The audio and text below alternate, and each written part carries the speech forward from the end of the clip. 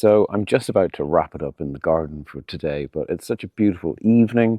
I just thought I'd finish up by planting some sweet pea flowers.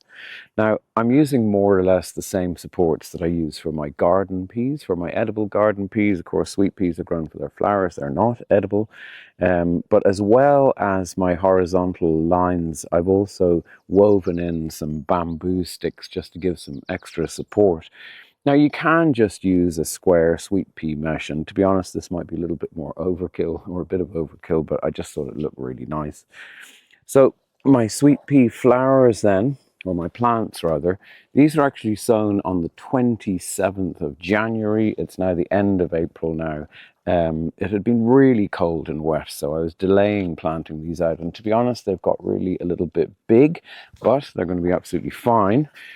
The trays that I'm using, I don't know if you can see those there. We do supply these on the Quick Crop website. They're a lovely deep cell tray, and that's going to be absolutely perfect for sweet peas because they like plenty of room for their roots. We just take one out, just untangle them. So you can see there that we've got a lovely deep root ball, and really we're on the limit there now. That compost plug is getting really properly filled out. So I really want to plant these today or tomorrow. It's really time to get them in.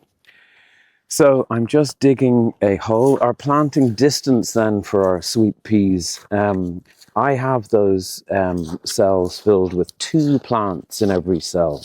So I'm going to be planting a double plug, I suppose you'd call it, every 15 centimeters, so 15 centimeters apart. I'll just gently put those in. I've got to be really careful now when they're so big like that I don't damage the stems. And I'm just firming in. We've got plenty of compost in this soil because sweet peas, they like a lot of moisture and they also like a lot of feed. When we're finished here, I'm going to be adding a little bit of manure, but this is really well-fed soil anyway. So that's our pea planted. Now, what we don't want is for them to kind of flop over like that. They really don't do well when they get like that. And it is important that you tie your sweet peas onto your supports about every 2 weeks or so, just to keep them growing, because otherwise they do tend to grow out and then they can fall over. And then once you get broken stems, then we don't get as good growth.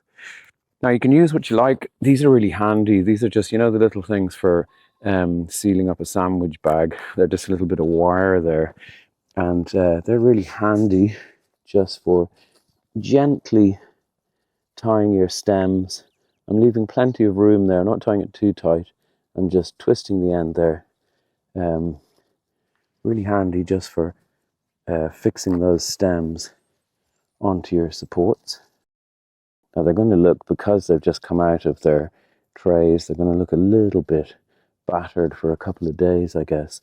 But then they're really going to take off. Now, if you're watching this video in Ireland and you want to get your hands on some really nicely composted, well broken down horse manure, you really can't do an awful lot better than this Up product. Again, we supply this on the Quick Crop website, both in these handy small bags, but then also we do full cubic meter or ton bags if you really want to go to town on your garden. I guarantee you your soil will thank you for it. So look, thank you so much for watching. I'm going to finish up here, head back inside, and we're going to see you again soon in the Quick Crop garden.